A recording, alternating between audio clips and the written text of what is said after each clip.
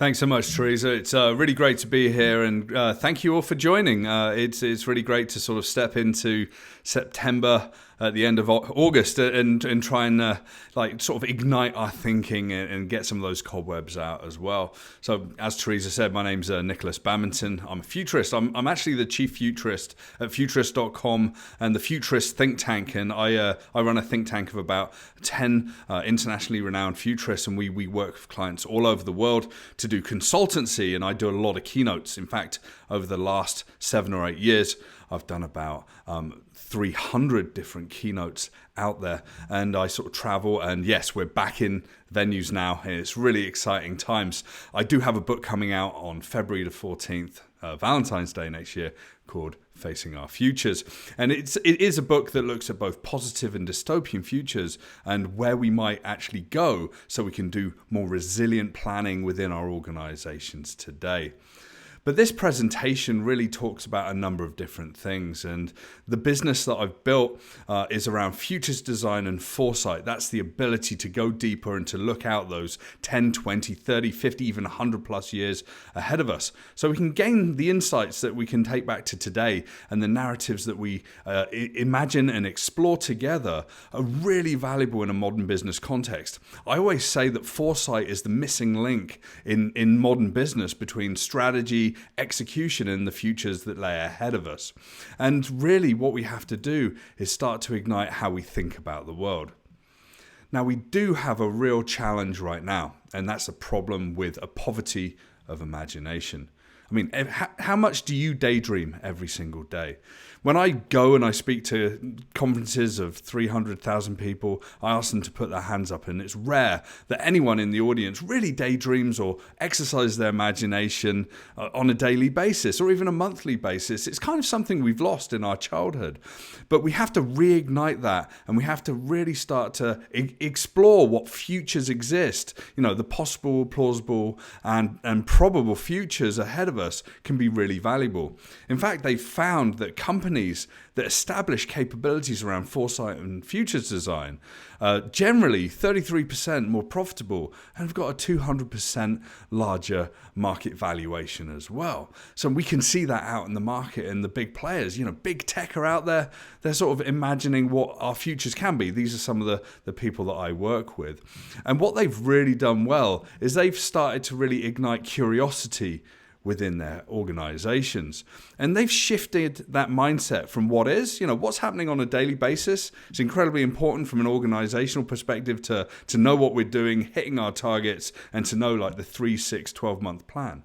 But it's also incredibly important to wonder, what if? What if the world was going to be different? So shifting your mindset from what is to what if is incredibly valuable. And this organizational capability around foresight and futures design is becoming more essential. And the clients I've worked with over the past 2.5 years since the beginning of the pandemic have shown me that everything from high tech to agricultural firms to people working in education and beyond are really starting to tap into this kind of area, and it's busy for us, and they're hiring people that are futurists within their organizations.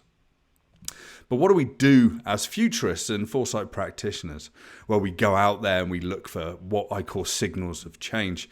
These are the distinct things that indicate that something is changing in our world, in our industrial complex, and that we have to pay attention. We might find these signals in academia, it might be in the press, it might be in the R&D rooms that we have within our organizations. But the really most potent forms of signals out there are cultural and societal signals that show that humanity as a whole is starting to shift the trajectory towards a future horizon. Now, we have to tap into this, but we can't predict anything, and futurists do not predict. So if you're chatting to any futurists and they're like, oh, I predict this by this date, I predict that by that date, then they're not really doing the work that we have to do in serious futures design. And the work really is about speculation. So I speculate on how the world might change, and really that's valuable because we can explore without boundaries what might happen, what might come next. And all the way through workshops and keynotes, and I play games, mobile games as part of my keynotes as well. We start to explore what those scenarios and what those situations and narratives could actually look like. But we live in serious times and we know this. And one of the most important things that I do talk about is megatrends. These are the big world-changing effects that we have to all be aware of. Every company I chat to are affected by the water, energy, food nexus. There's an interrelation between all of these, and we're starting to see this in the news every day. Many clients have ignored this, or they've sort of called foul of any talk of climate change. It's like, can you take that out of the keynotes? Well, yeah, sure. We don't have to put it in the keynotes anymore. We're surrounded by, droughts and challenges with water, energy, and food. In fact, there's this relation. I talk about the water, energy, food nexus. A shortage and scarcity of water is going to affect, 35% of food production by 2100. Reduced legumes, reduced vegetable growth, and we're going to need 60% more food at that point in time. So now's the time to get serious about looking at water resiliency, but also around energy, even closer than 2100 at 2030. We're going to see water scarcity affecting 98% of the world's energy production. So the future is kind of playing out, and it's playing out much earlier than we thought in the world. Some of the work I did over the past couple of years, it's starting to really gain traction today. And these are challenging times. So, it's time to be serious, but it's time to explore and have fun with ideas of how we can address these things. There's another thing that we need to be considerate of as well, is waste. Earlier this year, I flew down to Scottsdale. I presented to Waste Management, to their executive forum down there. And it's fascinating to see that the industrial complex that we've been living in for the past 300 or so years is inextricably linked to the culture of waste. In fact, the mass of waste plastic in the world today, it weighs heavier than all the living mammals that actually walk the earth today. So that's kind of scary. So we really have to get a grip on all of these things. I also talk about the megatrends around multi-generational trauma and mental health and the challenges there. And that links really closely into what's happening with our increasingly online hybridized offline and online hybrid work culture that's happening right now.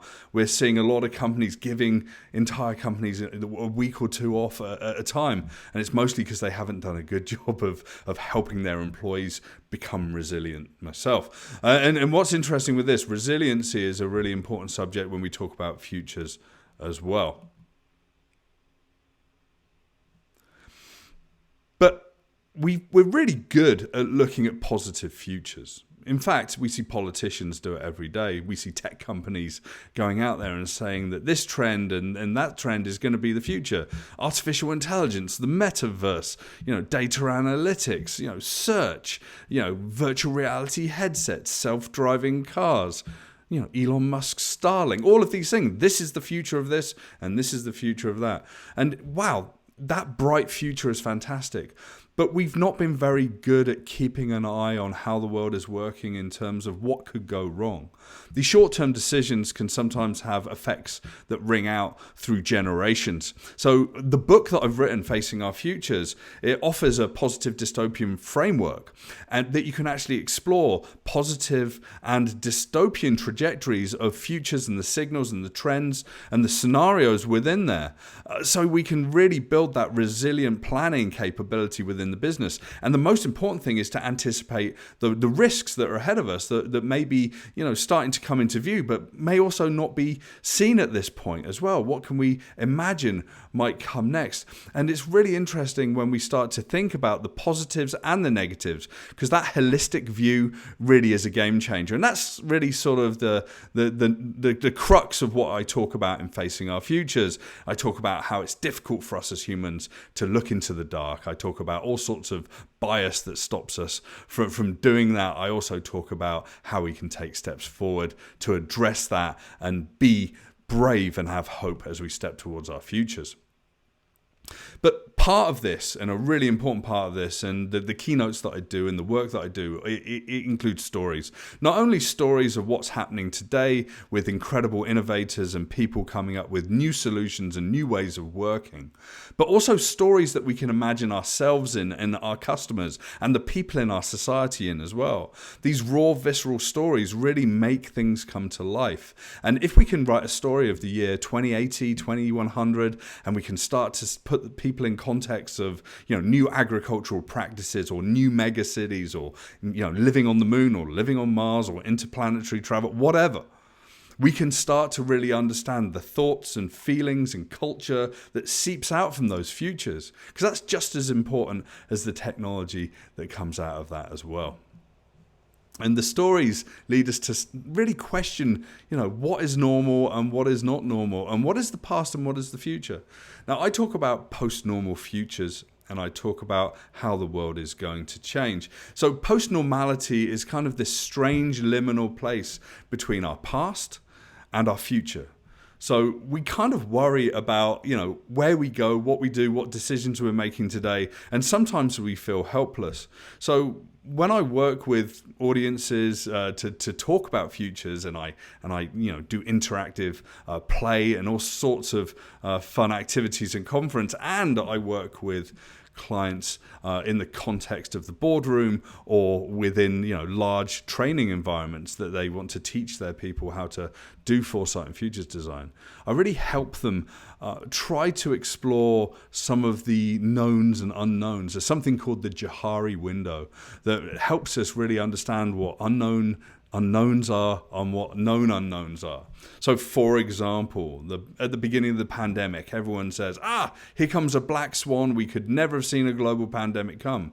Well, that's not true. We've seen pandemics happen over the centuries. I mean, we even had the Hong Kong flu, which was a pandemic in the late 60s. The Woodstock Festival happened at the same time. We even had places like the Wimbledon tennis tournament taking out pandemic insurance after the SARS outbreak happened in the 90s. They'll never get that insurance again, but they certainly got a good payoff, and they spent a ton of money. They spent millions of dollars every single year to protect against pandemics. We haven't been good. We've had our eyes shut. It wasn't an unknown unknown. It was a known unknown. We know that they're out there. We just don't know when it's coming. And with about 7 million coronaviruses out in the world, in the animal population, zoonotic viruses can jump from animals to humans, and we might see something more challenging coming in our future. So now's the time to get ready. I'm sorry to break that news to you. And, I officially became like the worst person to talk to at the beginning of the pandemic, because the work I did with some of my clients pretty much played out most of the events that have been happening for the past 18 months. Everything from January the 6th, insurrection in Capitol Hill down in Washington, D.C., all the way through to wars that are raging today. But this post-normality is really interesting. The known unknowns are the things that futures design helps us to really explore, around water resiliency, energy blackouts, a whole bunch of different things. How are we going to build a society that's going to survive? Humanity will survive, but we have to choose how we do that. And to do that, we have to have futures design in our world. In fact, futures design is incredibly essential.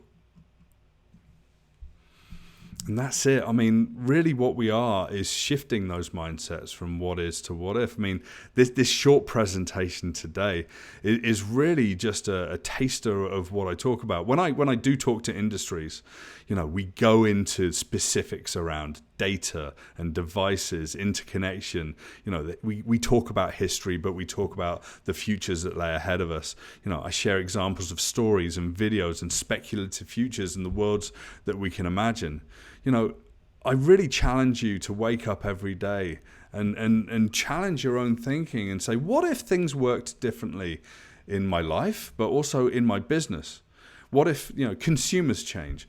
What if the products we offer become no longer relevant? What if we invest more in R&D? What if we establish futures design in our organization? And what if we step forward with hope and not worry about what we're going to do for the next quarter, the next 6 months, 18 months, and the such like? So shifting your mindset from what is to what if is incredibly important, because the curiosity leads to speculation. That speculation leads to stories, and these stories about our futures really help us understand where we're likely to go and what happens next. And I sort of cut it a little shorter than 20 minutes for my presentation there, Teresa, but I'd love to take any questions that people have right now.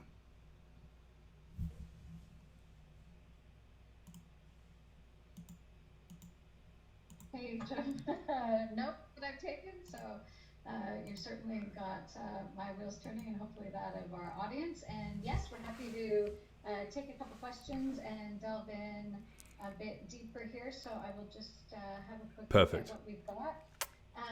I know there's questions about the new workplace, and can you offer any insights in terms of the trends that you're seeing about, I don't know, what do you sense will become the most common version of the Yeah. new workplace or the hybrid design?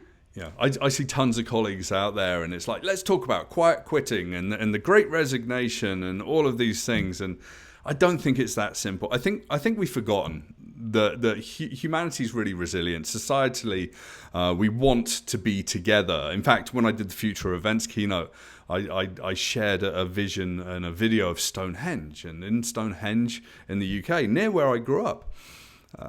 People have been meeting there for tens of thousands of years, and there have been dozens and dozens of pandemics, and it hasn't stopped people from getting together.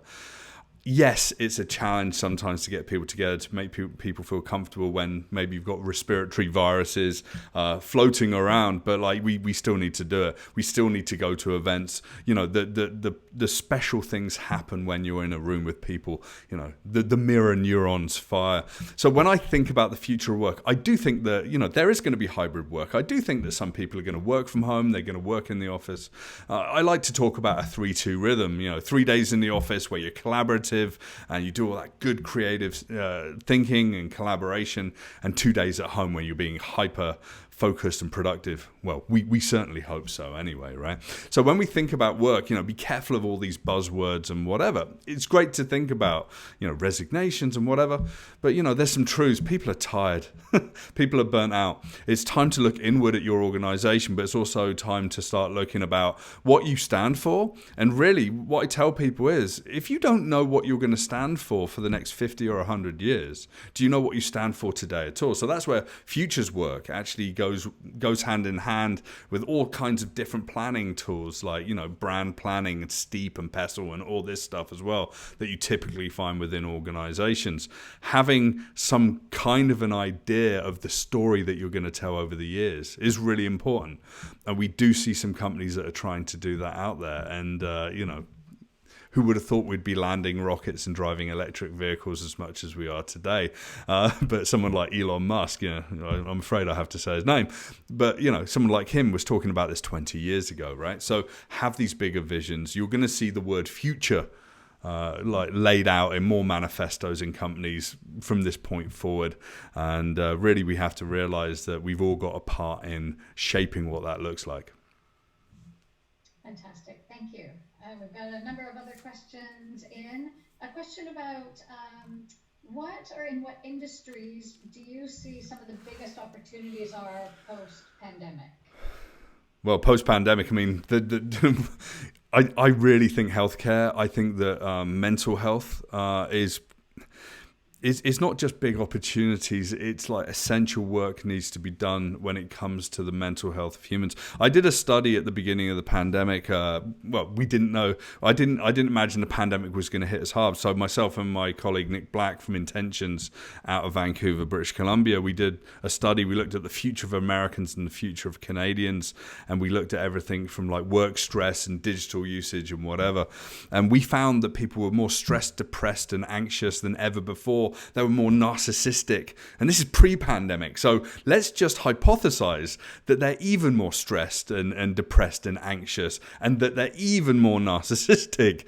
There's a lot of work to do. So the biggest opportunities, I think, is one, look inwards, look at yourself and take time and be kind to yourself. I've certainly had some very, very tough times. I bought a house and had a baby and did all sorts of things in the pandemic. I even acquired Futurist.com, and, you know, I run my business on my own, and I've got great partners. But, hey, you know, the stress has come. There's time to relax. There's time to unwind. You know, therapy is incredibly important. Friends and talking is incredibly important. So, but I do think out there in the world, I think that people are looking very seriously at mental health. They're certainly looking at healthcare and how that's changing. But yeah, all the other systems sort of come second to that. But lots of opportunities in finance and reimagining experience, reimagining work, reimagining what people actually care about. And I think the pandemic really made people stop and reflect. And whilst a lot of people are just leaving to be on sabbaticals and don't want to work much anymore, it's because It's not because they hate their jobs or they hate work. It's just that they need to work out who they are and where they want to go in their lives. Thank you.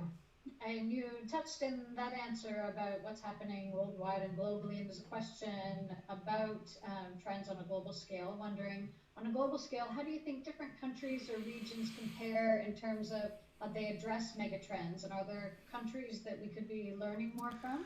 Yeah, it's really interesting. We've got a huge dynamic happening, obviously, with Ukraine. And the Russia conflict and war in Ukraine is starting to show us some of those supply chains around the world have been challenged, and the pandemic and a number of other things as well.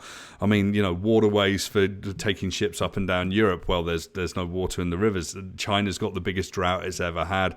There are some of these big challenges. There are a few places that I look to for indications of big changes. The big countries, China, India. I think Africa as a continent is incredibly important to look at. Africa by 2100 is going to have 8 out of the 10 largest cities in the world. They think Lagos, Nigeria is going to be 88 million people. One city, 88 million people by the year 2100. And that's from data from the United Nations and the Global Cities Institute here at the University of Toronto. So, look to Africa, look to India. India's going to be the most populous country. And wow, there is really a whole range of societal and cultural and class issues there that are going to indicate, how resilient systems are. China is that totalitarian push forward into, adopt or die. We're going to see a lot of changes around energy, around food, around water, as I said. We're going to see global interconnectedness, and we're going to see how things are changing. I think that the power that North America and Europe have had for so long is waning. I think the next 50 years is going to be really interesting to see what's going to happen. There's a lot of infighting, and I think there needs to be a lot of coming together and working together that needs to happen. And you know what? We also need to work together with the countries that may have been challenging to work together with before. Thank you. You gave us a few tools to use in having this kind of mindset, including the asking what if as a question.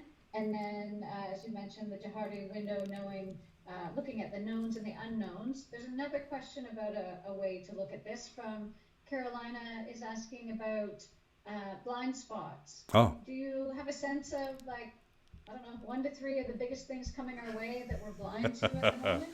Besides the looming recession? Yeah, I mean, it's interesting. The news in the past few months have really started to show us all the blind spots that we've been ignoring. And I've already mentioned many of these, water, energy, food, mental health, everything is starting to come down. This is what we call in the futures design world collapse. We're either continuing on a path and doing well, we're either finding our limits in discipline, we're either collapsing, and we're starting to see systems really struggle out there. And there's a point where we have to really work out how we're going to transform. Yes, it takes investment. Yes, it takes work. But we have to transform out of finding our limits and discipline before we hit the collapse. It's difficult to come out of a situation that's failing. I mean, we see down in Mississippi, there's an entire city who has to turn off their water supply now. And they just can't fix it. We saw that in Flint, Michigan. This is the world that you drive through as you go through America or whatever. It's absolutely scary. We've still got, in northern Canada, we've had pandemics up there with pneumonia and with all sorts of respiratory diseases in indigenous communities for the last 50 years. There are so many blind spots in our world. The black elephants, the known unknowns are the most important things that we have to really pay attention to. The book that I've written is about looking for those blind spots. Because it's great to say positive futures, but if we don't understand what could go wrong, and it might be down to regulation and infrastructure, it might be down to societal pushback, then I think we're missing part of the puzzle. So yeah, there are plenty of blind spots out there. I mean, this is the work we do. When I work with specific companies, we look at their business model, we look at the work they do, their performance, where they want to go, and then we start to consider, the immediate parts of their business. So if I work with a high-tech company, I look at systems and platforms and data and whatever. And then you start to look at, the internet connectedness. You start to look at humanity's usage of technology. You start to look at bias that lives in data. You start to look at bias that lives in society. And it's a cascade. So once you start, you kind of can't stop. I sort of live in a world where I try and be hopeful, but I also, stand on the precipice looking at so many existential crises that are potentially coming that it can be kind of harrowing at the same time. So you have to breathe through it and take a brave step forward. Thank you. And we have time for one more question. We're going to take this one from Diane, which is about the acceleration of changes. So she references COVID accelerated changes. Yeah. And as we come through the harshness of the initial COVID situation and get to a new normal, how can government, industry, and people in general keep this mindset of finding quicker solutions to problems? Her fear is that decision makers will go back into a slower reaction mindset.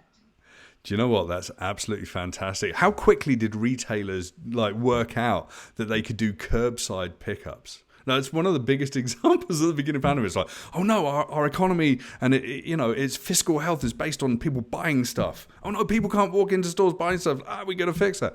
And they made decisions quickly. I think there's been a huge wake-up call in business. I think people can make decisions quickly. I think that people are scared. They're cowed by stats and fear of losing their jobs. I always think that organizations almost need to give their departments a wild card, which is like, I've got an idea, I think it's going to work, and I think we can do it quickly. Let us experiment. In fact, I've done that in advertising agencies. I worked with a company in the early 2000s where the founder, who exited the business as the sole owner for $1.4 billion, he said, if you've got an idea, build it. Let's do it. The average age of the company was 26. And this is the year 1999-2000. We'd go home and we'd build analytical models and new ways of looking at the world, new tech systems. And you know what? Within 2 or 3 weeks, they were in the product. That was a long time ago. But why have so many companies been slow? Everyone's risk averse. But they're risk averse because their clients are risk averse. Why are they risk averse? They don't want to waste money. Well, we have to basically apportion a little bit of our budget so that we do waste it and experiment. And do you know what? After some time, we're going to find something that's gold, and all that money is going to be paid back, and everything's going to be great. Facebook used to say, move fast and break things. It's not really like that anymore. It's about being responsible. It's about thinking differently. It's about taking a step forward. It's about facing what's happening in our futures and starting to realize that the solutions can exist today and that we need to implement them. Wonderful. You've given us lots to think about and strategies to work with to bring back to our organizations and just our own mindset. I want to say thank you so much, Nick, for helping us face our future with both a what-if possibility mindset, but also a probability mindset so that we can move forward thoughtfully. And I do want to share, I noticed a comment from Donna in the audience who says, my favorite line today is to step forward with hope. Yep. And she would add the word intentionally. Step forward with hope intentionally. Absolutely. We are hope engineers. So let's move forward. Yes.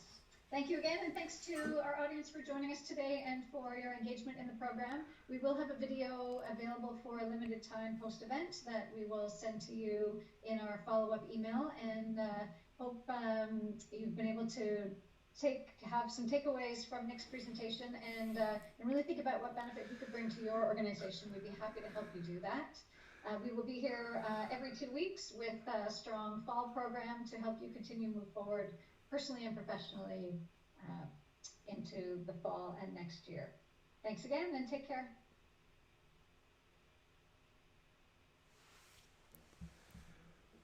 Ooh, sorry, that was a bit quick there, Teresa. That's all right. Well, you got through a lot of content. my keynotes are like 80, like 90 slides. So it's like, sometimes we go at a pace and we learn a lot and we blow minds and it's all good. I've got some really fun stuff that's coming up as well. So I need to send you a bit of a briefing on what's happening. So thank you. Yes, that would be really helpful.